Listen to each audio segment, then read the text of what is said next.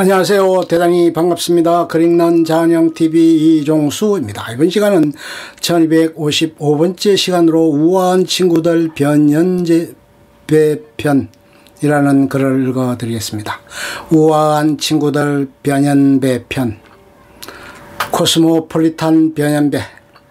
에르메스, 구찌 등의 세계적인 명품 브랜드에서 신제품을 낼 때 제일 먼저 초청해서 선을 보이는 사람들이 있다. V를 여러 개 붙여 VVVIP로 구분하는 그들은 지구인들의 보편적 상식과는 전혀 상관없는 의식과 돈을 가진 사람들이다. 그중 한 여자를 아내로 둔 남자, 그리고 바람 좋은 날 그녀를 가차없이 청부살인해버리는 냉혈한 CEO, 그렇게 살벌한 캐릭터를 가진 남자가 있다. 그를 만났다. 변연배. 프랑스 영화의 카메오로 단역 출연을 했었지요. 대학원 교수 시절에 프랑스 영화 감독 제자가 부탁을 했어요. 물 쓰듯이 돈을 써대는 누구라도 죽이고 싶은 아내를 청부살인하는 남자로 열연한 그 영화가 유럽에서 히트해서 한동안 유럽 출장 시에는 북미 유지에 신경 좀 썼다는, 그러나 그 영화가 국내 개봉이 되지 않아 확인된 바는 전혀 없다. 변연배. 이 남자를 보면 생각나는 신문 연재 소설 제목이 있다. 단단한 놈, 참 그렇게 생겼다. 그리고 마동석과는 절대 아니다. 이것저것 단수로 말하는 무술로만 따져서 공인 20단 정도 되는 수련을 해왔던 남자. 국내외 마라톤 대회 풀코스를 수십 번 뛰어서 3시간 초반대를 언제든 뛸 수 있는 에너자이저 딱 마주서 보면 빈틈이 없다. 어디 찔러도 피 한 방울 여유가 없다. 그러나 그의 직업은 킬러가 아니다. 그럼에도 불구하고 그의 회사명은 좀 킬러틱하다. 주식회사 우아한 형제들, 그는 인사총괄 임원이다. 우리가 아는 배달의 민족에서 인사문제, 즉 채용할 것인가 말 것인가, 계속 갈 것인가 자를 것인가, 이런 걸 현명하게 하는 것을 총책임지고 있는 사람이다. 변연배는 어릴 때부터 시네마 천국 토토처럼 살았지요. 영화 감독이나 화가가 되리라 생각하고 살았는데 어느 날 이소룡 영화 정무문을 보게 되면서 충격을 받았지요. 그 영화를 7번쯤 보다가 스스로 이소룡이 되기로 결심하고 운동과 영화에 몰입하게 됐습니다. 그 이후 그는 보통 사람이 이룰 수 없는 꿈들을 향해 돌진했다. 태권도, 절권도, 합기도, 유도, 권투, 마라톤 등 170대 중반의 키에 운동으로 다져진 날렵한 몸매, 보통때 정장 차림을 보면 양복 왼쪽 가슴 밑에 리볼버 389경 한 자루 정도가 꽂혀 있을 것 같은 느낌이 드는 남자다. 영화에 간간히 나오는 권총보다 몸이 더 빠를 수도 있다고 믿는 남자다.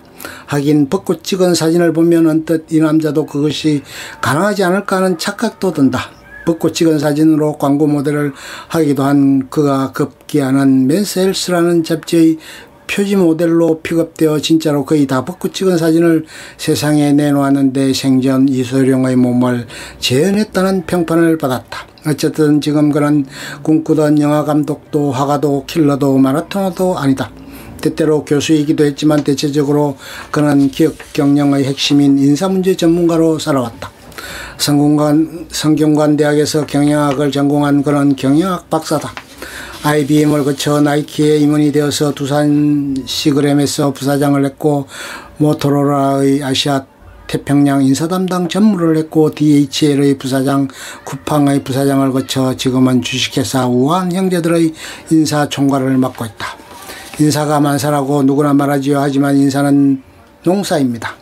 콩밭에 콩을 심어야 하는데 대충 하다 보면 밭을 심을 때도 있고, 콩밭에서 잘 자라는 산삼을 가차없이 뽑아버려야 할 경우도 있습니다. 조직문화적인 점에서 콩밭에 쓰는 산삼도 잡초일 수 있거든요. 직장생활 30년 중 20년을 임원으로 일한 그가 아직도 세계적인 경영자들이 일하는 글로벌 기업에서 각광을 받고 국내 대표적인 스타트업 회사에서 여전히 활발하게 활동하고 있는 이유가 아마도 그의 주장인 사람 농사론에 근거하는 것이 아닐까. 하긴 진짜 농부는 흙투성이로 살지만 흙이 아니라 하늘을 바라보고 농사를 짓는 법이다.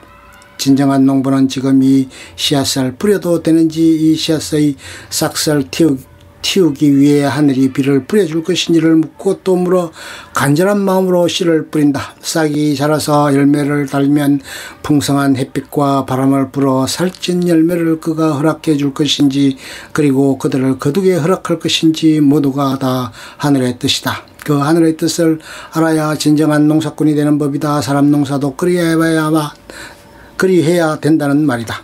그만하면 사람 농사를 지을 만한 철학이 있어 보인다. 사람을 보면 그의 미래가 보이거든요.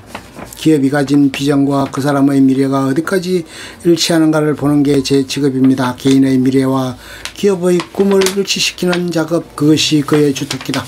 그렇다고 그가 늘 성공하는 건 아니다. 치열한 회사 생활과 다른 무언가를 늘 꿈꾸던 그는 2003년 다섯 손가락이라는 밴드의 리더 이두원과 함께 피노라는 아지트를 만든다. 음악과 와인이 함께 흐르는 강이라는 테마로 세례마을 지하에 펼쳐놓은 그들의 강엔 그야말로 강같은 평화가 흘렀었다. 전 세계 115개국을 당해봤던 변현배는 그 나라의 바에 어떤 사람들이 모이는지 그들이 어떤 와인을 마시는지 알고 있었다. 그 생각들이 모여 와인과 음악과 멋진 사람들이 모이는 피노로 완성됐다. 피노는 변현배에게 퇴근 후 간간히 들리는 빡빡한 회사 생활에 있어서의 청량제이자 마음 맞는 사람들과 감성을 교류하는 아지트였다. 피노는 수준 높은 라이브 음악과 와인으로 문화예술계에서도 꽤 명성이 높았다. 무려 13년 동안이나. 헌데 변현배와 이두원 둘 다 자기 일만 깊이 사랑하는 사람이라 바에 전념할 수는 없어 바를 관리할 사람을 들였다. 둘은 똑같이 말했다. 자기 회사처럼 관리해달라고. 그런데 그 사람이 정말 자기 회사처럼 생각하고 자기 마음대로 돈을 써버렸다. 피노는 13년 동안 천천히 망했다. 그 어디부터 그는 자기 회사처럼 주인처럼 이런 말을 절대 하지 않는다. 월급쟁이에게 자기 회사처럼이라는 주문은 대단히 위험한 일이라는 걸 깨달았다. 경영학 박사이고 세계적인 회사들의 러브콜을 받는 변현배의 로지컬한 능력 반면에 감성적인 디테일을 채워주던 피노의 침몰은 그에게 포기에 대한 교훈을 줬다. 카나다의 가족들과 떨어져 혼자서도 잘 사는 코스모폴리탄의 위험을 보여주던 변현배에게 피노의 부재는 때때로 계단을 헛디딜 때처럼 허전한 상실감이 되기도 했다. 그러나 피노가 망해도 변현배는 계속 승승장구했다. 그에게 피노는 정서적 동반자였지 전문적인 직업은 따로 있었으니까. 지금 그런 신문에 와인 칼럼도 쓰고 있다. 피노 이후 변현배는 하나의 방향으로 행보를 굳혔다. 전 세계에서 배달하는데 둘째로 가는 걸 절대 거부하는 DHL을 필두로 로켓 포탄 쏘듯이 즉시 달려간다는 쿠팡을 찍고 이제는 배달의 민족이라는 국수적 정체성을 대놓고 주장하는 회사 주식회사 우아한 형제들의 베이스 캠프를 쳤다. 세계는 무엇인가를 만드는 사람과 사서 쓰는 사람의 관계로 구분되고 있습니다. 그리고 그 관계 사이에는 플랫폼이 있습니다. 두 사람 사이에서 플랫폼은 제품 및 서비스를 중개합니다. 그 과정에서 배달은 필수적인 단계가 됩니다. 역사가 몇천 년이 되는 전통적인 배달 사업이 근래에 다시 주요한 사업으로 부상하는 이유입니다. 이러한 점에서 우아한 형제들은 플랫폼을 제공하는 IT 회사이자 물류 회사이기도 합니다. 그러나 사업은 마술이 아니라 체계적인 경영기술이 필요한 과학입니다. 그리고 경영기술보다도 더 중요한 것이 사람에 대한 존중과 배려를 통해 자발적인 동기유발을 끌어내는 것입니다. 여기에서 최고 경영자의 경영철학과 회사의 핵심 가치는 대단히 중요합니다. 인사를 담당하는 임원의 역할은 이를 효과적으로 돕고 뒷받침하는 것입니다. 변현배는 사람 농사의 철학을 전도하기 위해 개척교회 전도사처럼 의욕에 차 있다. 사람 농사는 씨앗이 좋아야 되거든요. 다국적 대기업에서 전 세계인들이 하고 있는 일을 해왔는데요. 이제 거기서 경험하고 배운 것이 우리나라 회사에서도 도움이 될 것으로 기대합니다. 한국 사람들은 기본적으로 자질이 우수합니다. 그리고 잠재력도 무한합니다. 그동안 기업 차원이나 국가 차원에서 이미 증명하기도 했고요. 우아한 형제들도 이미 세계를 상대로 발빠르게 움직이고 있습니다. 우리 회사 이름 자체가 뭔가 달라 보이지 않습니까? 반드시 우아한 결과가 나올 것으로 기대합니다. 마산에서 태어나 영화감독이나 화가를 꿈꾸던 청춘이 세상을 떠도는 방랑벽으로 지구를 몇 바퀴 돌아오고 보니 이제 기민머리 허옇게 센 장년의 남자가 됐다.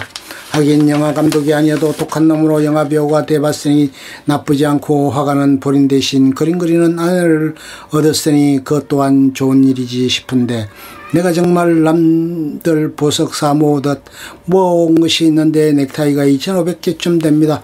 그 중에는 각종 영화에 나온 주인공들이 메고 나온 넥타이도 250여 점 정도 되고요. 영화 주인공이 메고 나온 넥타이를 유심히 보았다가 그 브랜드와 동일하고 스타일까지 같은 넥타이를 사모을 때 그의 영혼을 채집하는 듯한 만족감을 느낀다는 그에게서 약간 변태적인 헐리우드 키드의 편집점을 발견한다. 참 다행이다. 남자 배우의 넥타이였어. 여배우들이 입고 나온 옷들을 사모았으면 어쩔 뻔했나. 넥타이가 잘 어울리는 남자 변현배는 인사관리 달인답게 잘 차려진 정장을 입고 출근하고, 때때로 대기업 임원들에게 옷 잘 입는 법과 운동하는 법을 강의하는 독특한 인텔리다. 그런 그가 2010년 모토로라 시절에 우리나라 대기업으로서는 처음으로 반바지를 허용하는 복장 규정을 만들었다.